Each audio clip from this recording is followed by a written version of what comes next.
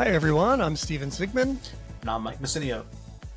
And this is the Weekly Movie Throwdown, a discussion show where each week we dig into a film that fits our overall monthly theme. This month, we're talking about physical media. And this week, we're talking about Memento from the year 2000. I went out and bought a brand new edition of this. New to me. It's a couple years old, but I'm looking forward to getting into the bells and whistles of that. And it's from a distributor I've never heard of. So I'm really excited to talk about it. Really? Before we do, I have a few news stories to discuss. What do you have for us this week, Mike? I don't have that much. I have one thing that the Hollywood Reporter released the 44 most powerful people in podcasting. And we were not on that list, just in case you were wondering.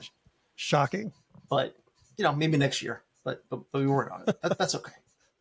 But two things, just talking about distribution stuff. I saw that there was an Elle Fanning movie. It was called Vicious that was supposed to come out months ago, like earlier in the year. And they had removed it from the schedule. And now I just saw that they're putting it directly to streaming, like starting in October, that it's not even going to get a theatrical release.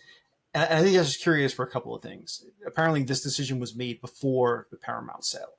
But Paramount pulled it and they're putting it on their streaming site. I'm starting to wonder if the Blumhouse stumbles in the beginning of the year had anything to do with them deciding that maybe the market was a bit saturated with horror and decided, maybe we'll try a different route. And that was the first thing that popped into my mind when I saw it, because it's got stars in it. It's the same guy that made Strangers. There's no real reason why it shouldn't get a theatrical release, because The Strangers 2 is getting a theatrical release. But, yeah, so that was curious. I think, one, they might have wanted to have something on the streaming service for Halloween, something new.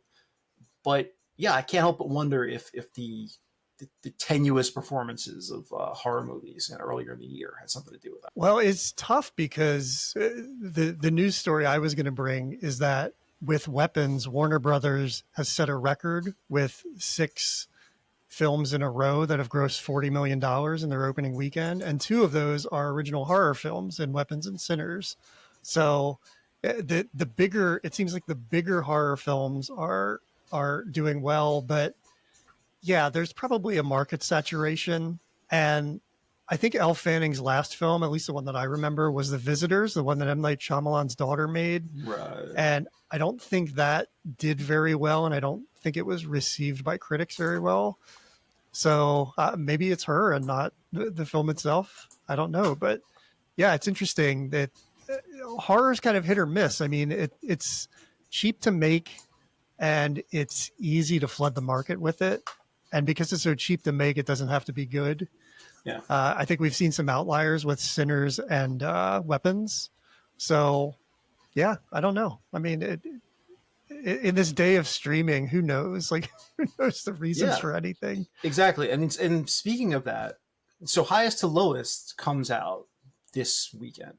The new Spike Lee Denzel Washington movie, which, I mean, people like us is a big deal. Went to look for it at my local theater. It's not playing there. It's not playing in the local theater next to that. It's really not playing close to my neighborhood. And again, I don't live in the middle of nowhere.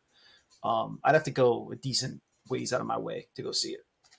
And again, it's got a small theatrical window, opens this weekend. It's going to be on Apple TV in 3 weeks. The thought that a Spike Lee Denzel Washington movie is getting no love from Apple regarding the theaters, especially how much they allowed F1 to run and try to make money that way. I have to admit, it's kind of surprising to me. It's not something that I expected. And I'm trying to debate now how badly I want to see it. If I want to go to the theater and run to go see it, or just wait till it comes on Apple TV. I really don't know. I was surprised to see that it's not playing. It's playing at my local theater, like the independent theater, the Claridge. But I'm in this A24 thing where they give me a free ticket to every movie the weekend it drops. And I can't use it because it's valid with like chain theaters like AMC, Regal, whatever.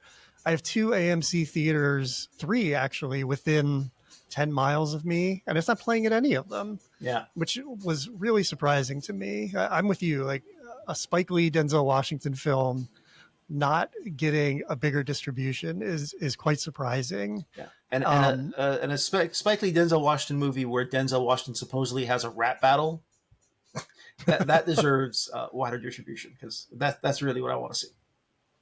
I wonder, I know Killers of the Flower Moon had a really limited release too, but I would imagine it was wider than this. It was, because again, I was able to see Killers of the Flower Moon in my local theater, Yeah. and that theater is not showing highest to lowest.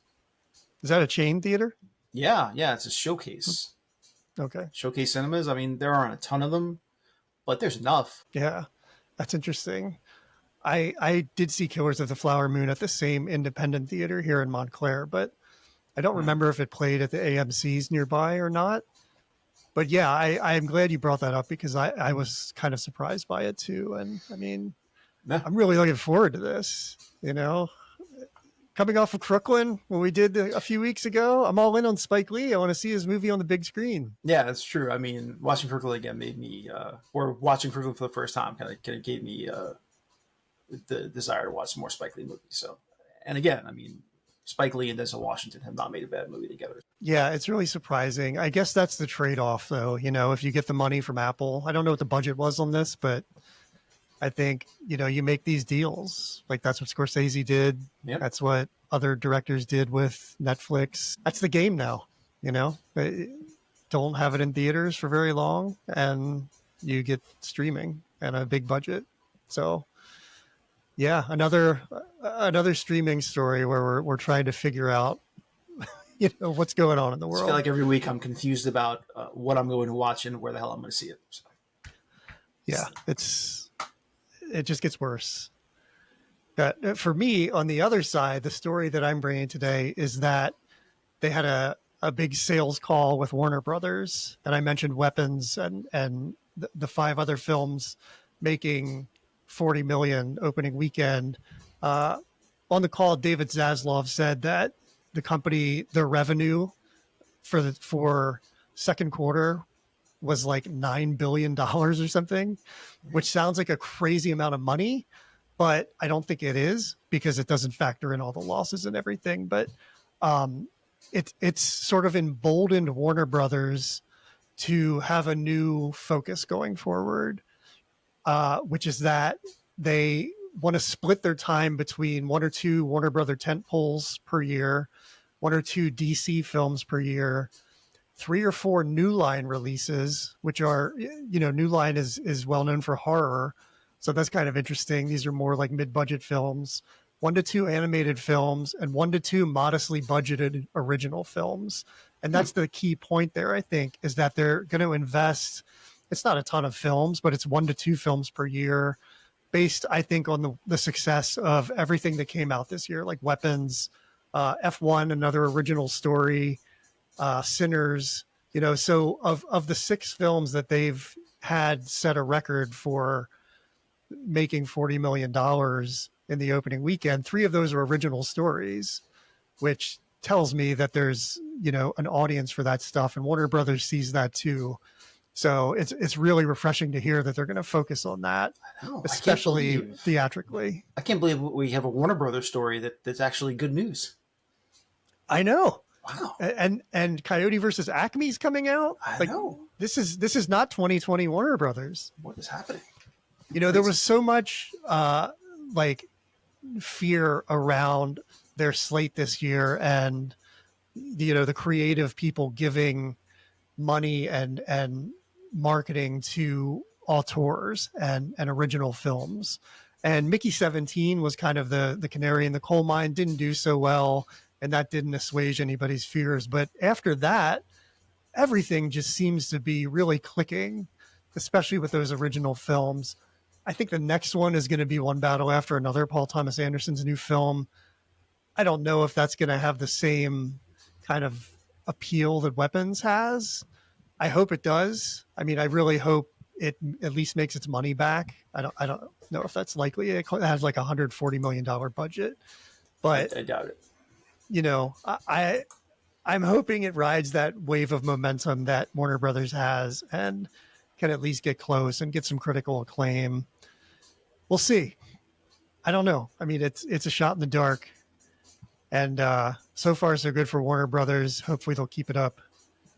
But yeah, time will tell. As much as we've ragged on David Zaslav, I mean, we want to see Warner Brothers be successful, and the fact that now they're feeling like they can open things up to smaller films and original stories. I mean, that's huge. At the same time, David Ellison says the concerns for Paramount are Star Trek 3 and Top Gun 3. So they're really leaning into the IP, kind of going in the other direction. Yeah. Will that work out? I don't know. I did buy some Paramount Skydance stock this week because it's like $14. I'm very curious to see if I could make a little money off it, but it immediately dropped like $4. So I don't think that's going to happen. But I do like investing in studios regardless. So, my Lionsgate stock has lost me a ton of money, but that's okay. I want to support movie making. So who knew? You should just go see the movies. You should sell the stock. I do that too, of course. Yeah. Well, I do as much as I can. All right. Well, that's it for news. Let's get into our film for this week. It's Memento from 2000.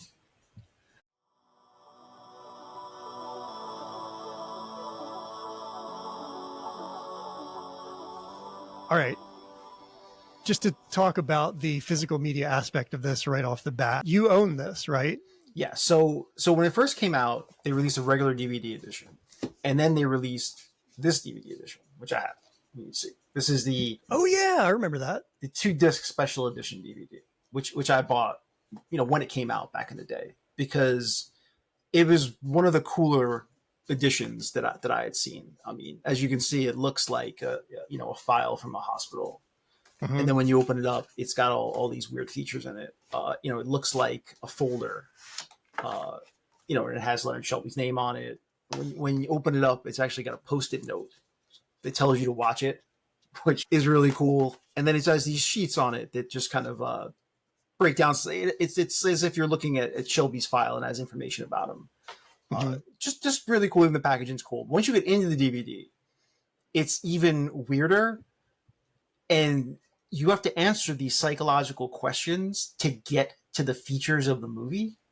Mm-hmm. Even to play it, you have to go through a couple of screens where you have to it gives you a bunch of words and you have to pick the words on another screen. And it actually eventually tells you what they are because everything else kind of dims and the words that you're supposed to click on come into view. Uh-huh. But to get to the commentary, you have to click on one word and then you have to click on something else. But watch is right in the middle, which makes it helpful because that's the way you can actually watch the movie.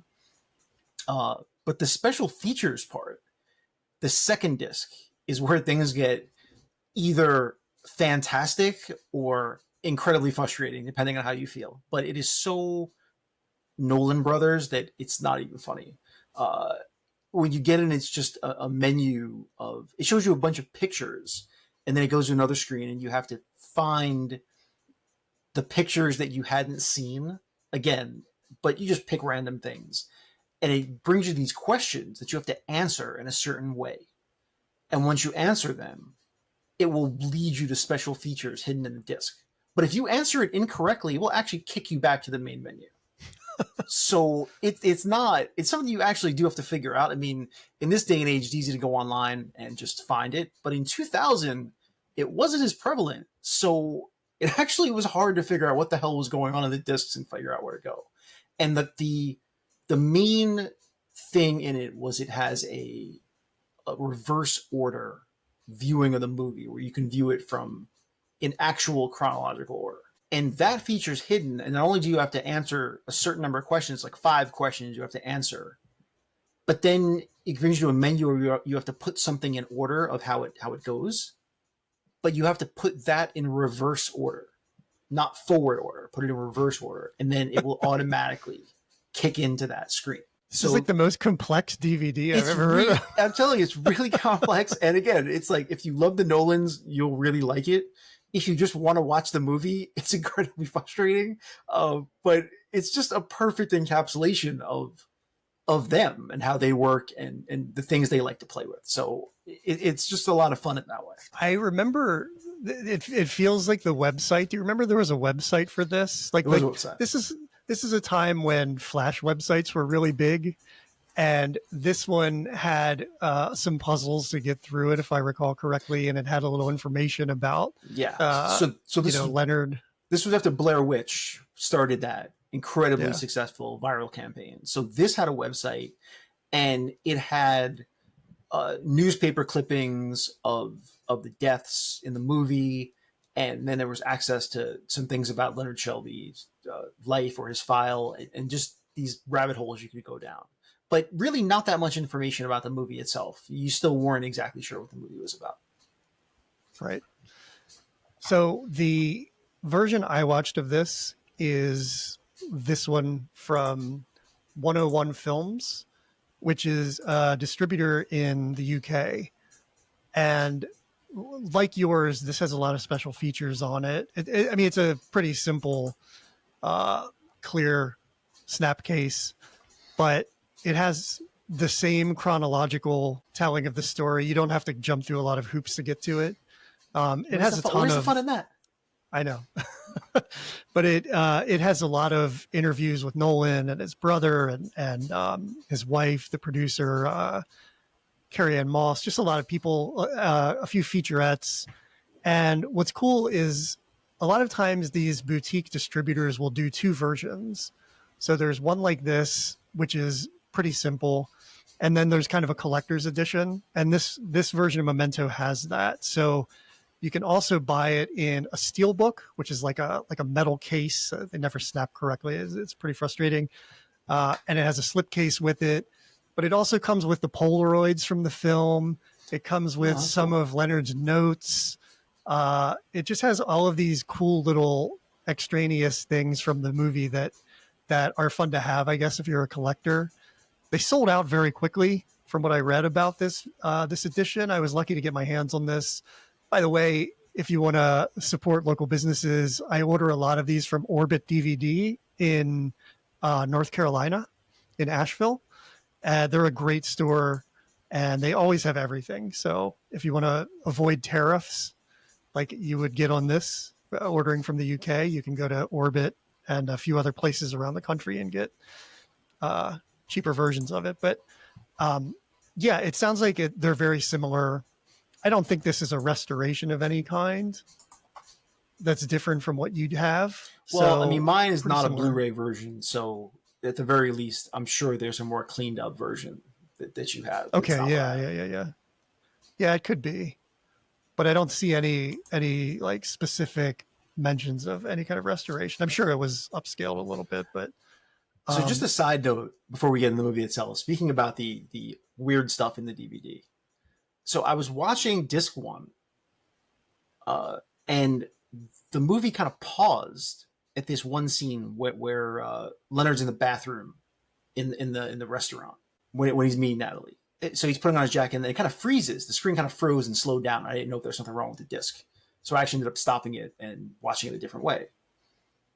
2 days later, I put in the second disc, and I'm watching it in the reverse order. Mm-hmm. And it freezes in almost the exact same spot.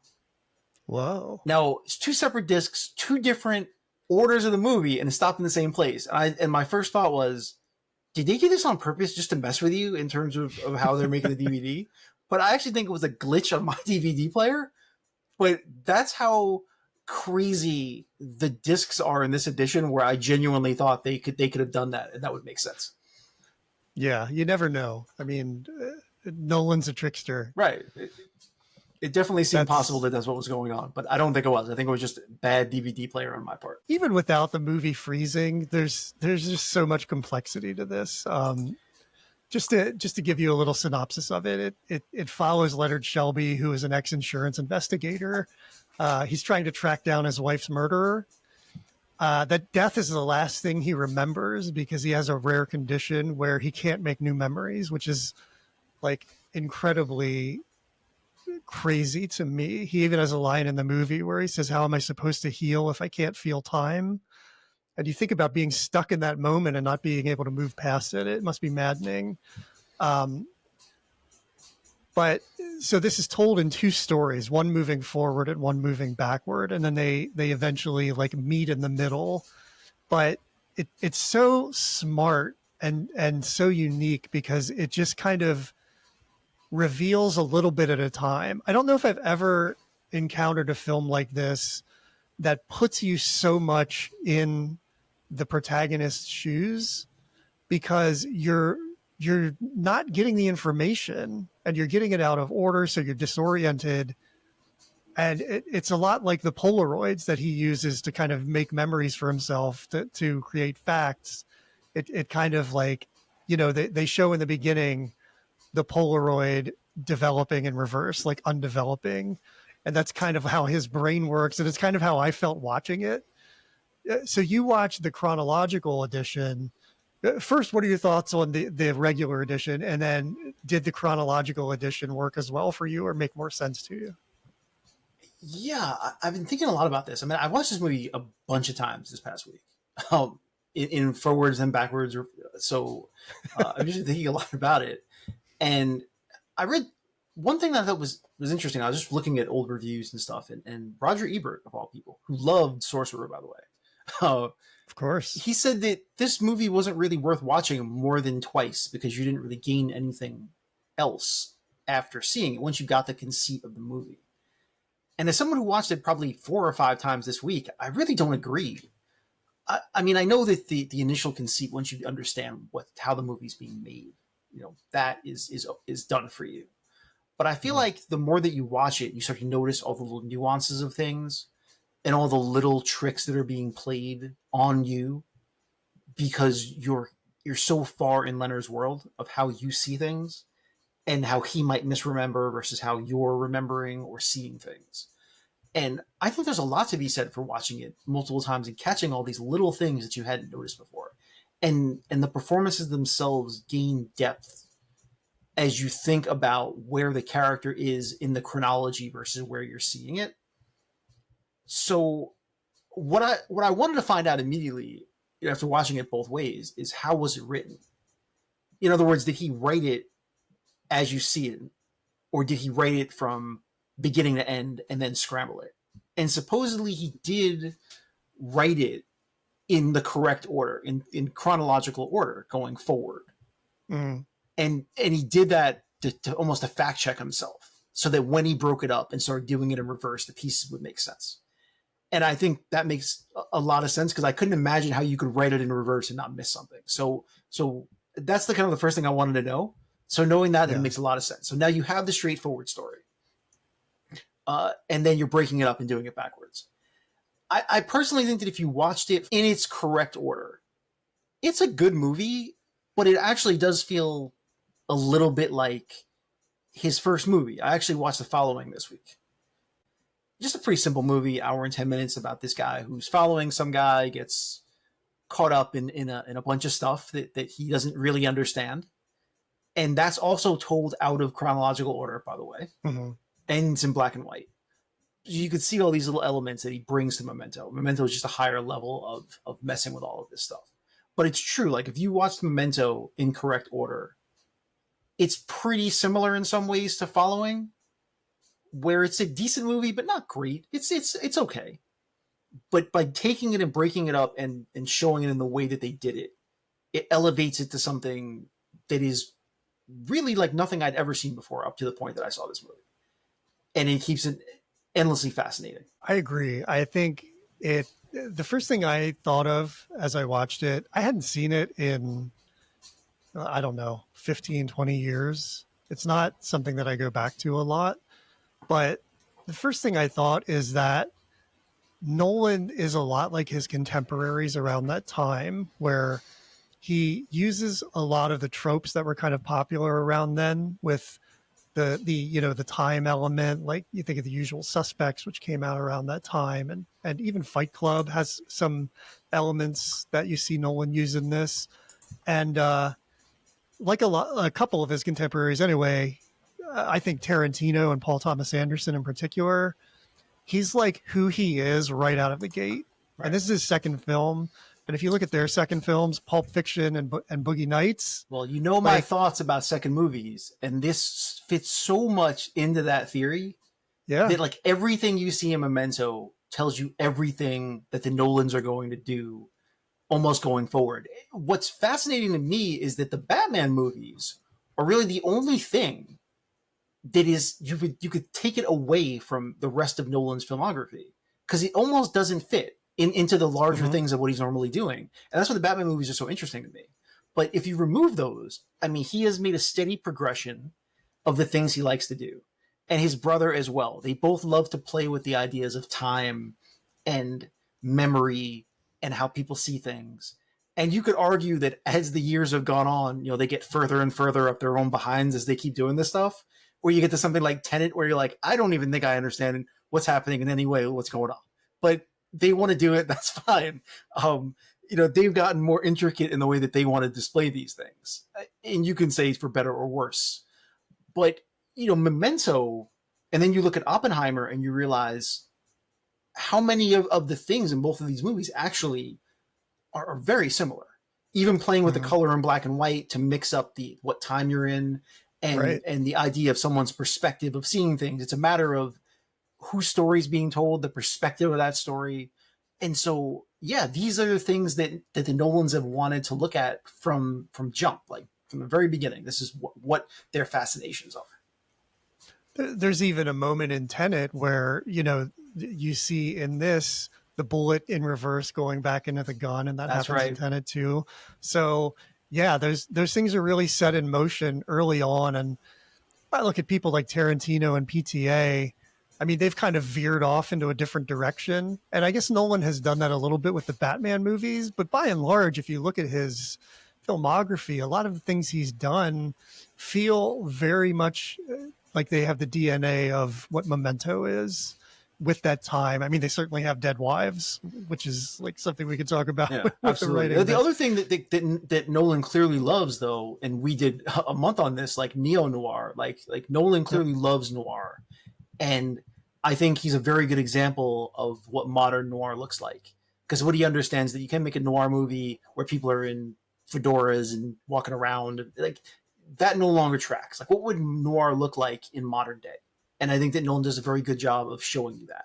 It's this idea of light and darkness, this tension, this idea of who is in control of the story being told. And that's very much a huge part of what noir is, because someone's always being double crossed. So it's like, who is in control of the story, and how quickly does everyone realize who is actually controlling the story?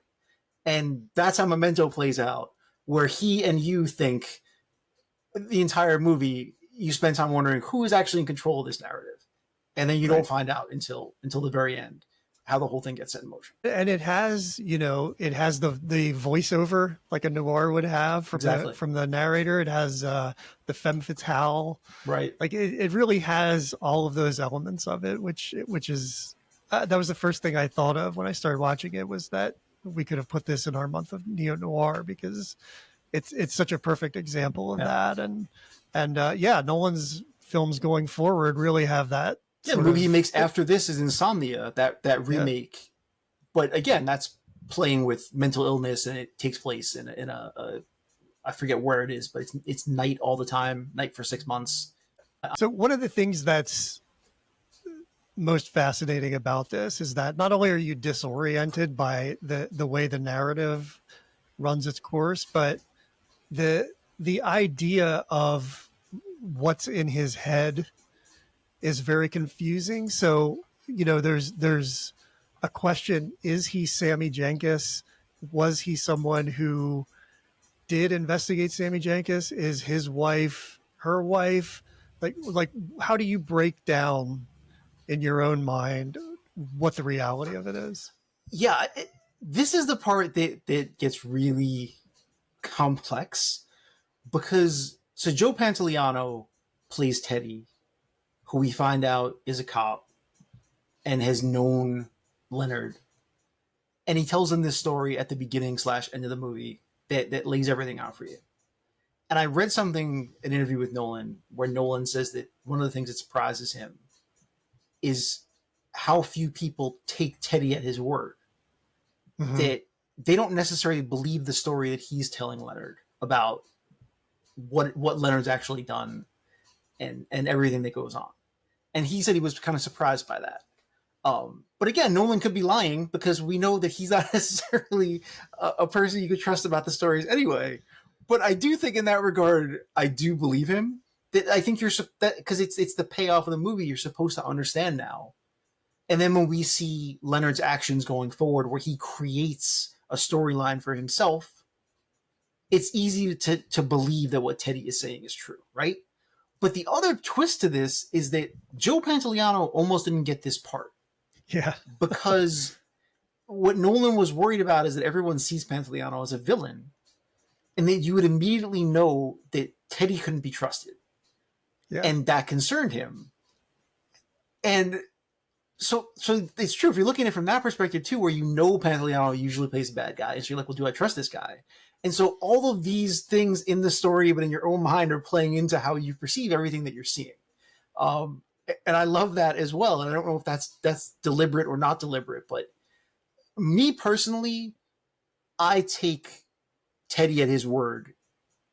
I believe that to be the true tale. And you if you watch the movie multiple times, again, like I said, I think it warrants multiple viewings. The more you watch it, you start to see all these little things about whose wife was actually diabetic, who was in a mental hospital, all of these little things that you see that a couple of glimpses you don't even realize. Like, to me, the scene of Sammy Jenkins sitting in the chair at the hospital, and then when the orderly walks by, and that one split second where the image changes, I don't think I noticed that until the third time I watched this movie. And the weirdest part is I didn't notice till I watched it in the reverse order. That was when I saw it for the first time. And it may be because you're so caught up in the order of what you're being seen that you miss something like that. But when I was watching it straight beginning to end, then I saw it. And what it is it cuts when the orderly walks by. It's Leonard, where Right. Sammy was sitting for a moment, which I think that reveals everything, right? I mean, there's no denying that Leonard was in an institution at some point. And some of the things I saw that were on the website were, there's a newspaper article about how he's basically on the lam and he escaped from that hospital. So I guess that's kind of where the story starts that we see in the film. But yeah, talking about Joey Pants, I mean, as soon as you see him though, I mean, I think Nolan was right, but I think that helps his character, because you never trust that guy in any movie. See, I don't know. I have a great love for Joey Pants, going all the way back to Eddie going back to Eddie and the Cruisers back in '83. Although you couldn't trust him in that movie either. It's true, but I don't know. I like him, and he was so nice in Feast of the Seven Fishes. So that's true. Oh yeah, this is the second time on the show because we talked about him in Feast of the Seven Fishes. Go listen to that episode; it's really great. Yeah, but he comes in and he's immediately messing with Leonard. But when Leonard's like, "I told you that," he's like, "Did you? I guess I forgot." And he's such comic relief in this film. Probably the unsung hero in my opinion. That's what it's. The more you watch it, that performance gets revealed to you. The more that you watch it, all the subtle choices that he makes, and the playfulness that he has in the character. But then the underlying dread, like you can notice all the times he's kind of looking at the car, like knowing what's in it as you don't know it yet. And all those little things you start to see more and more of the kind of fear and tension that he has of what he's trying to do as you're watching the movie. And I love that he's always trying to get a better car. Every time there's a car, he tries to take it. But yeah, again, that plays into the idea that he needs that Jaguar and he keeps trying to figure out a way to get it. And we don't realize that till the very end of why that car is so important to him. But he keeps trying to figure out a way to get the car. Like, oh, I'll get that fixed for you. Or, we'll borrow this. Or that's the whole game that he's playing, which you don't obviously realize in the moment. But I think he also tries to get a pickup truck at some point, doesn't he? He may just hate his own car. It's true. But well, as soon as he tries to get the Jaguar and they show him in his car, the fan belt is noisy. And, that's like a little comedic touch that you don't get a lot of in Nolan movies. It's true. And I think Joey Pants is probably like the perfect person to carry that weight in this. But he's one of many people because everybody is just trying to get something from Leonard basically and take advantage of him. Yeah, that is one of my other favorite parts of the movie. That, when Leonard's talking on the phone, he's talking about how good he was at reading people and how that was part of his job and how that helps him so much now. But then as you watch the movie, you realize every single person is lying to him and he has no idea. Like, he doesn't read a single person correctly from that point forward. And obviously that's on purpose too, to show you that he is completely unreliable. I don't know if there's ever been a less reliable narrator in a film. That's true. You know, I mean, you just cannot trust anything. No. And that, you know, that brings up the question, like the facts that he gets tattooed on him so that he remembers what the facts are. Right. They're not necessarily facts either. Right. Because we know that fact 6 is a lie. Yeah. And so we have no idea about any of the other facts. If it's everything in a question. That's completely true. And by the way, you know, speaking of the way the movie plays with you, you're right. Everybody talks about the movie being told in reverse order. But you'd said at the top of the show, you're right. It's not totally told in reverse order. That there are two separate storylines, one being told from beginning to end, which is him in the hotel room, and then the other being told in reverse order once he leaves the hotel room. And again, I don't think I picked up on that until like the second or third time I watched it. I didn't realize that those shots, the black and white shots, are actually told in correct order. Right. So I wouldn't have known it either had I not watched it several times and read more about it.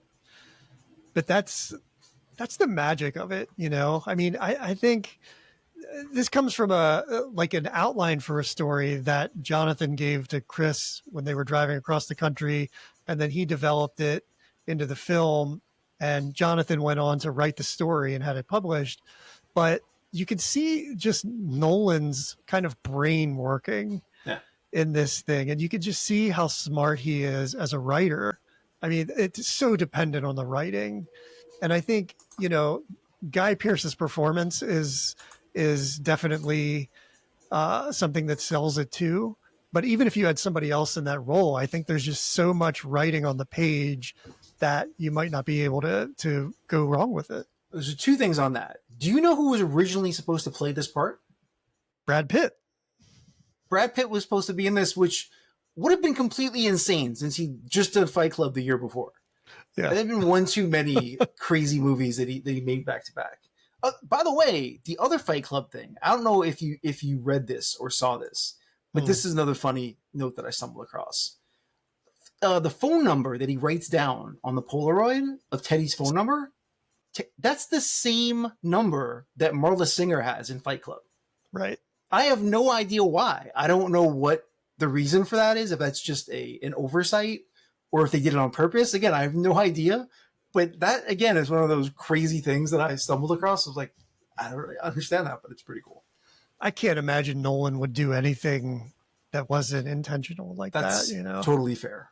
But I think you can see a lot of David Fincher in this too. I mean, I mentioned you're right, Tarantino and PTA as contemporaries, but I mean, I think there's such a visual style to this and a meticulousness to it that you see in a Fincher film a lot. And especially, you know, this is a year after Fight Club, where that's a whole like head game, that movie, you know, and The Game, another head game a few years before. Right. So I think, you know, he really shows his influences when it comes to Memento, and that might be something he does a little less down the road because he's kind of his own thing.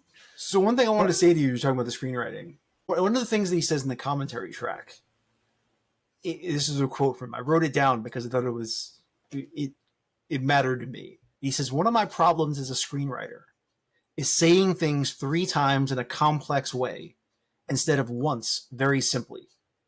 And he said that he had to go back and adjust things in this movie to make them more streamlined. And I immediately thought to myself, yeah, that's how you get Interstellar and Tenet. Like, yeah. Clearly, like, those two movies are his worst instincts as a screenwriter of making things incredibly complex. Whereas Memento probably feels more streamlined because they only had 29 days to shoot it on a shoestring budget. Yeah. And when you give Nolan more time, I mean, any of these directors, when they become the truer versions of themselves, right? You know, as we see PTA and Tarantino become the truest versions of themselves, they get more money and ability to do what they want. And so that's Nolan's true self, overwriting in complex ways. That's what he likes to do. So Yeah, and I don't think you can do that here because the format is so unique and so like complicated. And in writing a noir style, it forces you to remove dialogue and be as punchy as you can.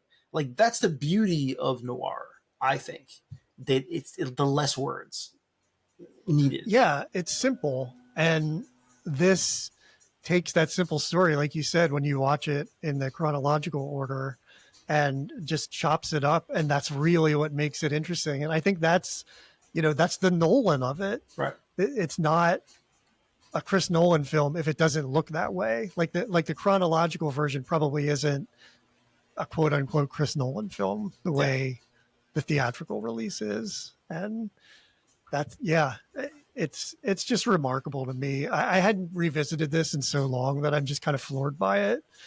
So I'm really glad that we're looking at it this week. I was. I think that this was a cool movie to revisit too, because as I said, we talked about. I think that with his brother making Westworld, and he goes on and makes Interstellar and Tenet, and they just start. It's almost like they're messing with you for the sake of messing with you. They just start making things really intricate, and to be honest, sometimes it doesn't always pay off. I'm in the minority, as we discussed with Interstellar, where I don't think it's as great a movie as most people think. I think it's a little too cute for its own good. That's my feeling. Many people disagree, but that's fine. But yeah, I think that going back and to Memento and kind of seeing the purest version of what Nolan does as a filmmaker is refreshing to see. It almost reinvigorated me in terms of my love of Nolan's work and what he brings. It's going to be interesting to see what the Odyssey is like. And that's going to be, if like Memento is point A or The Following is point A and this is point B, it's going to be really interesting to see how different they are. Yeah. Like, how can he Nolanize the Odyssey? Well, you know what? I'm thinking about this now. The teaser trailer, the first thing that's mentioned that you hear is who's got a story about Odysseus, right? So already what they're establishing is a bunch of people sitting around telling stories, which may or may not be true. Right. So we may get multiple perspectives of the same story, depending on who's telling it. Or we could be getting the story out of order. While we're seeing what is actually happening to Odysseus, we could also be seeing a parallel story that someone else is telling about it, right? I mean, now that I think about it, the Odyssey is very Nolan because it's a tale being told. And depending on who's telling it, you may see it in a bunch of different ways, right? Yeah, it'll be interesting to see. As long as John Bernthal is telling one of those stories, I'm into it. That's my guy. We mentioned Guy Pearce in this, and Brad Pitt was originally on board. They almost made him look like Brad Pitt. I don't know what the blonde hair is about. Well, the blonde hair supposedly was Guy Pearce's choice. So maybe he just wanted to look like Brad Pitt. I don't know. But yeah. But a couple other people were up for that role, including Charlie Sheen, which would have been a crazy film. Also Alec Baldwin, Aaron Eckhart, and Thomas Jane. So I think they made the right choice with Guy Pearce. I mean, Guy Pearce I think is forgotten what a chameleon he is as an actor. Because, I mean, you think about the first two things that I can think of that he was in were Priscilla, Queen of the Desert, where he plays a drag queen, and then LA Confidential, where he plays a completely straight-laced, buttoned-up detective. And you're like, there's no way that's the same person. Right. And then Memento is another completely different thing. I just think he's a really strong actor in terms of just losing himself in roles. And this was kind of a run as a leading man for him. Like, he went on to do The Time Machine right after this, and not really in that leading role in the same way in like big films after that. He's also in The Count of Monte Cristo. I think we discussed this before. My favorite version of The Count of Monte Cristo by far. Yeah. This was like our very first conversation where I told you how much I loved The Count of Monte Cristo. So we had the idea for this podcast because like the two of us went and got burritos and then started talking about The Count of Monte Cristo. And then everybody around us joined in the conversation. Yep. You remember that? I do. And we were like, oh, maybe we should talk about movies Yeah, that was pretty amazing. And that was like the Count of Monte Cristo started it all. That's very interesting. But yeah, after this, I mean, Guy Pearce is working all the time, but he's doing, not big films, which is fine. I think he's doing a lot of interesting small stuff. I mean, he played Andy Warhol in Factory Girl, Yeah, which right. is kind of cool. Had a career as a musician for a little while. I saw that. I actually didn't even know that until I was researching him for this. I didn't either. I'm very interested to go hear some of his music. But yeah, he's been working steadily. Nominated for an Oscar last year for his role in The Brutalist. So he's back at it, and it's a very diverse and interesting filmography, and it feels like a lot of it kind of got started because of Memento, I think. And we discussed this before. There are certain actors that are never really meant to be leading men. There's just something about it where in some ways, it's not necessarily like the charisma for it, but there's a certain presence you need to have to pull it off. And again, Guy Pearce is more of a character guy, and there's no shame in that at all, which is why he's been able to be great in such diverse parts. But that doesn't always lend itself to being a lead guy. But he's been able to do incredible work in a bunch of smaller movies and memorable parts. He seems like he would be a leading actor, though. I mean, he Brad Pitt, he replaced him in this very much the same way of like a good looking guy has the character actor chops. So yeah, I'm surprised he didn't do more leading stuff, but I really love a lot of the stuff that he did. Also ran into him in a bookstore one time in Manhattan. Really? There used to be a Barnes and Noble on right at like 23rd and 6th. It's a Trader Joe's now, but he was in there in like the health and wellness section, and it was one of my first celebrity sightings in New York. I think it was very exciting. It would have been crazy if he was in the mental health section. That would have been trippy. Yeah, well, I guess this was a little later than Memento. I was going to say maybe he had all the tattoos on him, but he didn't. Got to mention Carrie-Anne Moss too. This is kind of a hot streak for her. Yeah, coming off of The Matrix. Absolutely, and again, this is a mini Matrix reunion. She's actually the reason she suggested Joe Pantoliano, to be in this movie, because they just worked together in The Matrix, and I guess she enjoyed working with him, even though they only had maybe one scene together in the whole movie, if I remember right. Yeah, that she's in this, and then she goes on to do what's that Mars movie that she did with Val Kilmer. Gosh, I can't remember the name of it, but was it called Red Planet? Red Planet, yeah. I really liked that at the time. I was like big into Val Kilmer around 2001, 2002. I've been pretty clear about my stance on movies that take place in space, but that's just me. Well, that's the thing is I hate movies that take place in space, but I think like the heat of Carrie-Anne Moss coming off The Matrix, which I really, really loved, and Val Kilmer kind of made that something I really wanted to watch a lot of times. Probably owned it on DVD back in the day. Watching her in this and The Matrix, I mean, because these were back-to-back movies, I love thinking about these two characters together as well, because in some ways they are kind of similar in that the main character isn't necessarily sure they can be trusted.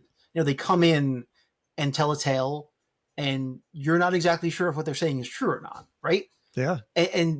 And she is very good at the subtle shadings of how she delivers things, which makes you not 100% sure if you can trust her.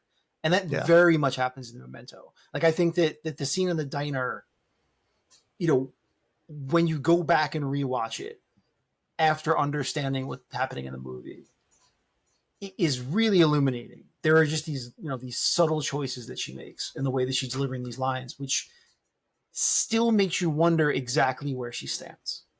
Right. Even though you now know the things she knows and what she must feel about Leonard. But you're also not sure then if there's a little bit of sympathy in there, or if she's just genuinely playing him. I still don't think I know for sure. I think that she does a really good job of shading that one last little piece, so you're not 100% sure if you know where she stands. I think, well, first that diner shot or that diner scene, so many insert shots of the table, like that really like jarred me. They showed a close-up of her putting her glasses down, a close-up of her grabbing the coffee.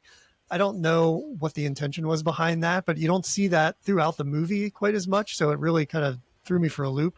But the scene in her house that they keep kind of going back to in that reverse order reveals so much, I think, where Absolutely. to me, she's one of the people using Leonard to kill Dodd. And I think that's just what everybody does. I mean, he's such a 100%. But the scene in the diner takes place after all that. Yeah. And so she doesn't even have to show up. She doesn't have to, there's no reason, right? It's kind of like he wouldn't remember either. He wouldn't remember either way. She could not be there, and in 20 minutes he would forget that he was supposed to meet her. and she shows up, and they have this scene that plays where it almost feels like she's sympathetic to him, and she even says to him, that she's willing to help him. And it's a hard read. Like that's I think about it a lot, because it's almost like if she really hated him or didn't want to help, she could have just disappeared. There's absolutely no reason for her to even show up, unless the reason she shows up is because she knows that she's giving him Teddy, and she's aware that Teddy is the reason that Jimmy's gone, which I have to assume that she must have figured that out, even though Teddy actually says that she has no idea who he is, right? I don't know. So again, we're not 100% sure. Yeah, it's a little confusing. I'm still trying to figure out how Teddy relates to Natalie. Yeah. And it's very complex. This feels like it should have one of those roadmap drawings, like just to show you what's what.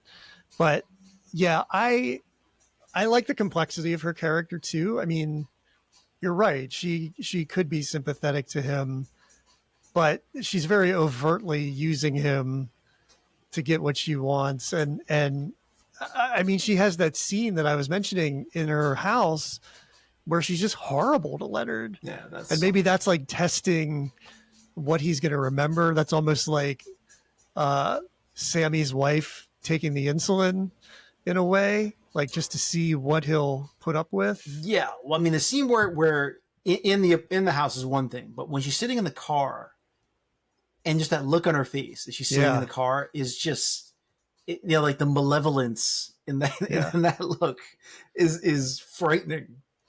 And then to come back in is like, that's just such great writing. Like, he doesn't remember. And I kept wondering in the beginning. And then she takes the pens first, right? And don't forget that she removes all the pens. So she knows he won't be able to write anything down, right? Like, that is just a great little moment where she completely understands what she has to do. Have you ever had amnesia? No. I had a moment where I had it for like a minute one time. I don't know. Never had it again. Did you bang your head on something? No.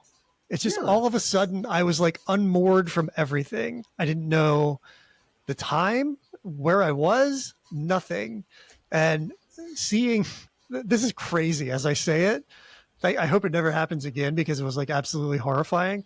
But seeing how frantic he was in that scene where he didn't have a pen, it really felt like what I was feeling in that moment. Like I just couldn't, I knew that something had gone away and it was crazy. I have only pretended to have amnesia when my wife has reminded me of something that I've forgotten to do. She's like, why didn't you do that? I'm like, I don't remember us having that conversation at all. I'm sorry. I have no memory of that at all. So, but that's You just incriminated yourself on tape. She doesn't listen to this podcast. Oh, nobody does. Interestingly, Stephen Tobolowsky, who plays Sammy, did suffer from amnesia at one point because he had a surgery. Oh, wow. I didn't see what the surgery was, but they gave him some sort of medication to induce amnesia, which somehow assisted in the surgery. I didn't know that was a thing. Wow. Yeah. I kind of wish I had some right now so I could forget everything that's happening in the world. So hang on. How has no one made a movie about that? If there's a medicine that existed that could induce someone to have amnesia, I don't know how someone hasn't written a story around that. Yeah. It's such a great trope to use because it lets you explain away so many things that you don't have to write. Yeah. But in this film, that's the beauty of Nolan as a writer, is like he leans into it and just builds on it to make it more complex. Whereas in other films, it's like, let's just say you got amnesia. It's like the soap opera trope, you know, like everybody just forgets everything and you don't have to explain anything. But yeah, I mean, that works out well. Also want to give a shout out to Mark Boone Jr., who plays the guy at the desk at the inn. Is it the Economy Inn? Is that what it's called? The Discount Inn. I'm pretty Discount Inn. This guy is such a great that guy, and he was in Batman Begins. Yes, he was. He's in a ton of stuff, and he's just one of those guys that you see and you love. He just seems like such a sweet dude, even if he's a bad guy. Well, like this movie, what's funny is that he's so honest about the fact that he's messing with him, which he just can't help himself. That he tells him that he's ripping him off. It's like I appreciate your being honest about ripping me off. Yeah.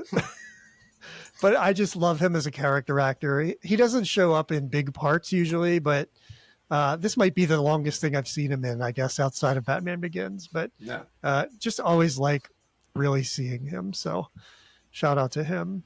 Did you have anything else you want to talk about? There's a couple little things, as I said, because I spent so much time watching this movie and realizing all these little things. And again, this goes to show you know, what Nolan's like as a writer, but also how kind of meticulous and insane he is about like all these little details that you don't even necessarily think about that flood by you. But you know, it's the opening scene when he opens the drawer and pulls out the Bible and makes that little joke, but he flips through it and he opens it to, it's Leviticus 24. Mm-hmm. So I don't know if you know your Bible. I didn't, but Leviticus 24 is actually like the eye for an eye section. Hammurabi's code. Yeah. So, you know, that again is done deliberately, of course. So if you're willing to notice, but all the other things dropped in the movie that make you question, you know, Leonard's view of things and therefore question your own. Like the picture of Jimmy and Natalie, where in one picture he has a mustache and another he doesn't, and they show it again and he does. Or even the license plate switching from I to 1. There's one scene I think where it's an I instead of a 1. I didn't see that. So all these, so there's all these things that make you question what you saw, which makes you question what he's seeing, and starts to make you wonder whether you can believe even what he is seeing because you're seeing this from his perspective, right? So I find that the more that I watch this, the more of those little things I pick up on, and I appreciate that level of detail because we've seen many movies, of course, where that level of detail is nowhere to be found. I loved the detail of when you start in reverse, the cuts on his face kind of are a little less intense, and then they get bigger the farther they go through the movie. Right. That is such a great production note that just speaks to Nolan's attention to detail. It's really great. Yeah. Anything else? Wow. No, I don't want to beat a dead horse with this movie. I just think it's worth watching. It's worth watching it in physical media and getting that reverse order. I think it's cool watching it both ways. I think it opens up a lot to you when you actually watch it in both versions. So, which you can only get on physical media. So, exactly, which is why we're here this month. One thing I did want to mention is that Thomas Lennon plays the doctor administering the test to Sammy Jenkins.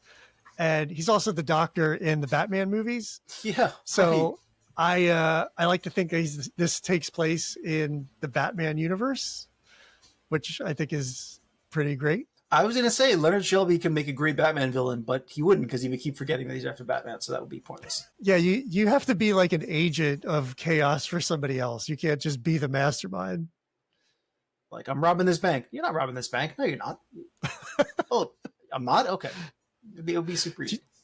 Do you remember Mr. Short-Term Memory from SNL, Tom Hanks' character? Yes. Where he just wouldn't remember that like food was in his mouth while he was chewing.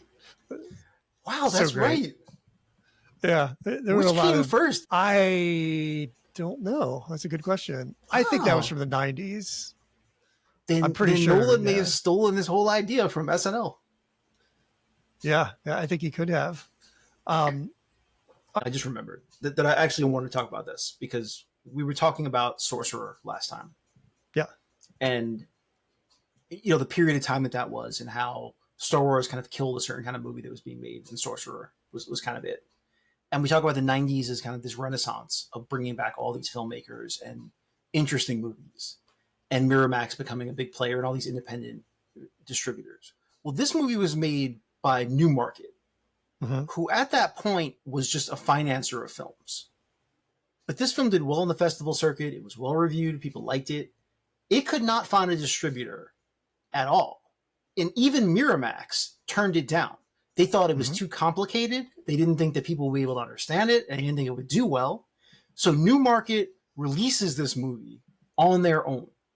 I think it was the first movie they distributed themselves.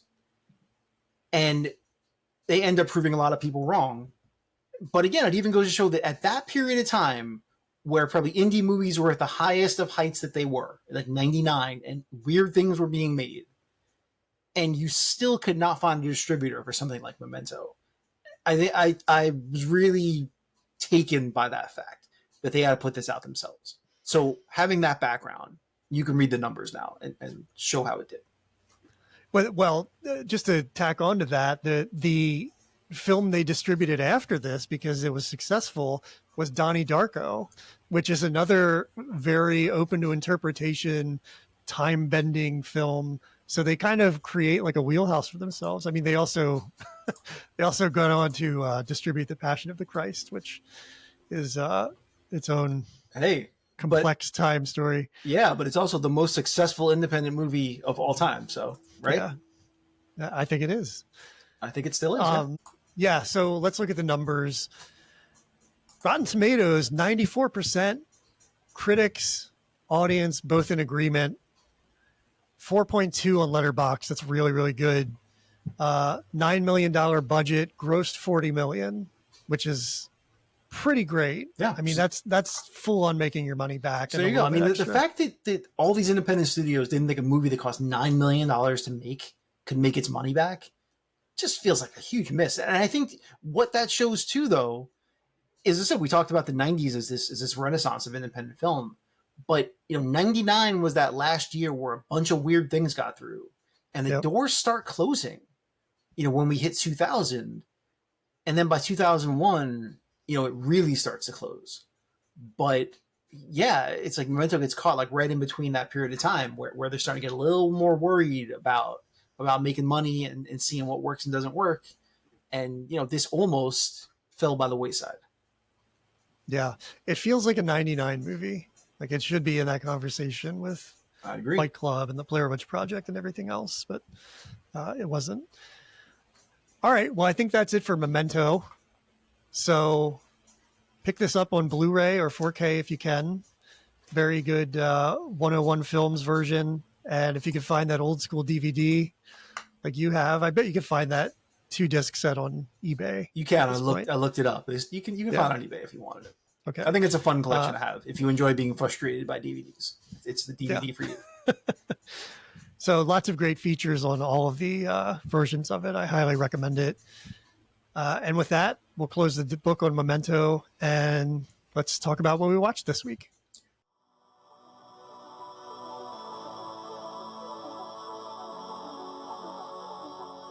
So my plan this week was to watch Weapons after your glowing review. Mm-hmm. And I was set to see it. And then I saw The Bad Guys 2 instead because I have children. And that's where I found myself in a movie theater watching The Bad Guys 2. Which I have to say wasn't that bad. There were a couple of moments that were genuinely funny. I enjoyed the first Bad Guys movie quite a bit. I think it's a bit of an underrated animated movie. It was pretty fun. It's got Sam Rockwell. It's got Craig Robinson in it. It's funny. I mean, it wasn't as good as the first one. And that may be, again, because the main crux of the story of The Bad Guys 2 takes place in space. Why would you put them in space? I don't understand. So things slow down a little for me when they get to space. But overall, pretty enjoyable. If you have to see a movie with the kids, you could do a lot worse. It was a decent time. So I saw that. Okay. At home, I finally watched Y2K. Oh boy, yeah. I can't wait to hear this. That Kyle Mooney movie that came out about a year ago. And I kind of wanted to watch it, and it just slipped by me. And it happened to be on HBO Max. So it was 90 minutes. I decided to give it a go. I didn't hate this movie. Maybe just because we lived through it. It does such a really good job of capturing all the little nuances of the late 90s that I had to laugh at it. And I even have to say that I found myself having just the tiniest bit of sympathy for Limp Bizkit after watching this movie. So, which is a hard thing to do. There are worse ways to spend 90 minutes. It was a fun little horror movie. For a very specific, set in a very specific period of time. Yeah, this was kind of a big year for Fred Durst, where he was in this, and then he was in Jane Schonbrun's I Saw the TV Glow. Right. So he was having an A24 moment. The Fredissance, I guess. Yeah. Yeah. And I think he plays like Limp Bizkit Fred Durst in Y2K, and this he plays right? Fred Durst, which is but really funny. in the other one he doesn't. But yeah, it's still good to see him on screen. Yeah. I don't hate the song Break Stuff. I'm not going to lie. It's not a terrible song. It may be the only Limp Bizkit song I actually like. And that actually does play prominently in this movie. All right. That's my shameful confession. So a lukewarm review of Y2K. It's fine. I mean, if you got 90 minutes to spend and you live through 1999, sure, what the hell. The other thing, though, I spent my week watching, I finished watching The Hunting Wives, which is that show on Netflix that everybody's talking about. Oh, yeah. Or at least it's all over the place. Yeah, that show is nuts. It's like everybody's trying to tap into that Taylor Sheridan energy. Right. And it's kind of like Taylor Sheridan through the prism of like the OC or something. Like just all the nuttiness turned up to 11, which is saying a lot because some of Taylor Sheridan's shows like Landman are Taylor Sheridan turned up to 11. But it's 11 from there, and it's just a lot of sex, a lot of craziness. The ending was completely crazy, and I have no idea if that's a positive or negative review. But if this is what you're looking for, if you're looking for more Taylor Sheridan-esque Texas shenanigans, I guess this is your thing. Interesting. But actually, Malin Ackerman is in it, who we've seen in random things. Love her. I mean, yeah, she chews the hell out of the scenery in the show. I mean, if you like her, it's almost worth watching just for her because I think this is kind of the most she's had to do in quite a while, and it's fun to see her just really chew up some scenery. That's good. That might have sold me on it. Yeah. Before you mentioned her, I was like, there's no way I'm watching this. But seeing her with the volume turned up is always really fun. Yeah. I think of The Heartbreak Kid and a couple other things she's done, but. Okay, the Hunting Wives. I'll take a look at it. What did I watch this week? Went to see Weapons a second time, and it was a Tuesday night, another full theater. This film passed $100 million, which is amazing. So go see it if you haven't seen it. See it in IMAX if you can. I don't usually say that, but it's really immersive for this, and I think it's worth doing if you're able. The other thing I saw was a film called Relay, which is directed by David Mackenzie, who directed Hell or High Water. Speaking of Taylor Sheridan, he wrote that. And the stars Riz Ahmed and Lily James and Sam Worthington. That movie didn't come out yet, though, did it? No, it was the AMC Screen Unseen movie this week. Okay. But it's really like a cool throwback to like I think about the Michael Crichton stuff of the 90s, like The Firm and I guess it's the 80s, but and like the Alan J. Pakula paranoia thrillers of the 70s, like All the President's Men, Parallax View. This Riz Ahmed plays a guy who brokers deals between whistleblowers and corporations. So the whistleblowers maybe get cold feet, and so they want to give whatever documents they've taken back to the corporation. And so Riz Ahmed does this thing where he kind of brokers a deal between them. So they have to buy the information back from the whistleblower. But what's really cool about it is the way he does it is he uses it's set in New York. So he uses this thing called a relay system, which I had never known about, but it's this service that's set up for people who are deaf. And that's how they communicate if they want to make phone calls. So they call this relay service and then they type, and whoever's running the call at the relay service just speaks the words to whoever is on the other end of the receiver. But what's interesting about it is that, and I don't know if this is true, but this is a part of the film, is that the like the Americans with Disabilities Act somehow empowers this relay service to give it anonymity. So nothing can be recorded. None of the people who are the relay agents can be used to like be involved in police proceedings or anything. So it's like a really safe way for Riz Ahmed to conduct these deals.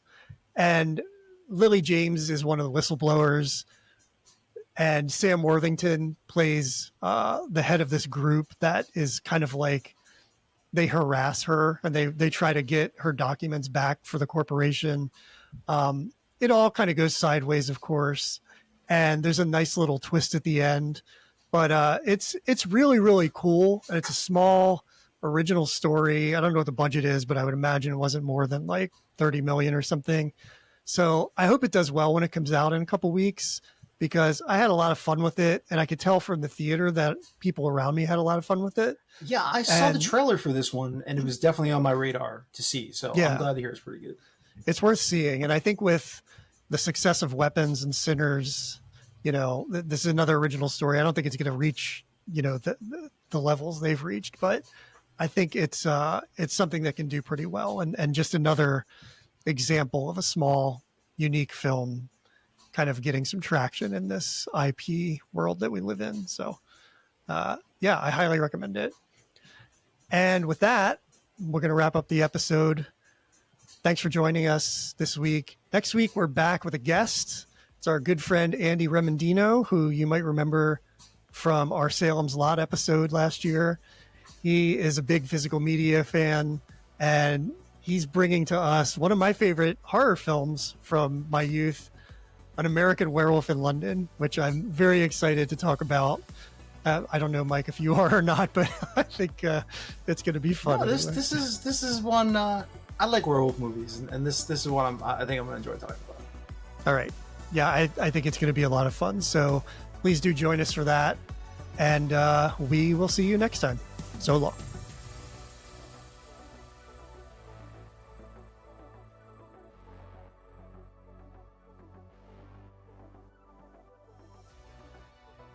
As always, thanks for listening to the Weekly Movie Throwdown. We'll be back next week with another exciting episode, so be sure to subscribe to the show wherever you get your podcasts. And for even more from us, visit moviethrowdownpod.com or connect with us on social media. We're Movie Throwdown on Letterboxd and at Movie Throwdown Pod everywhere else.